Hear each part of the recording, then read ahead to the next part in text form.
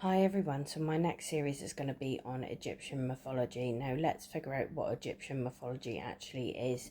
It's a vast collection of beliefs, stories and rituals from ancient Egypt that explain the world, the actions of the gods and the human journey to the afterlife.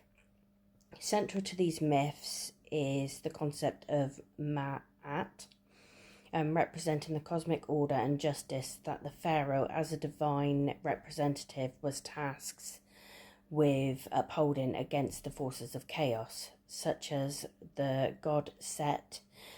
Key myths include the creation stories, the story of Oriasis and his murder by Set, and the journey of the sun god Ra through the underworld each night to ensure that the sun would return and rebirth.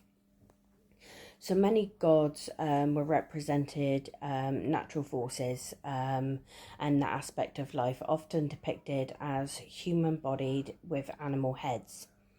Myths illustrated the eternal battle between Ma'at and the forces of Isfet, embodied by gods like Set and the serpent Epep. Pharaohs were the living embodiment of Horus, and the crucial link between the divine and human worlds, responsible for maintaining Ma'at on Earth. The belief in the afterlife and the judgment by Oriasis and other deities was central to Egyptian beliefs.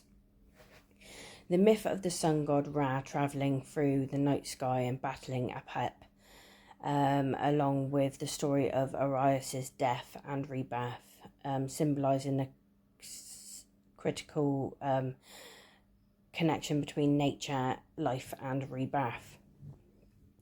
The prominent myth describes the murder of divine ruler Oriasis by his jealous brother Set, his resurrection by his wife Isis, and the subsequent vengeance and rule of their son Horus. The sun god Ra's daily journey across the sky and through the underworld each night where he regenerated was a fundamental myth representing victory of order and rebirth. This was a significant group of 9 gods, including the first god Atum and his descendants, who were responsible for the creation of the world. They were called the Ened. Art and inscription myths were depicted on walls of temples, in tombs and on monuments.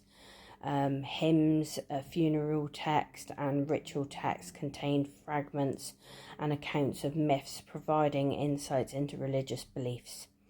And short stories also featured mythical narratives and explained the world through divine actions. So I hope you enjoyed this, and I will see you in the next one.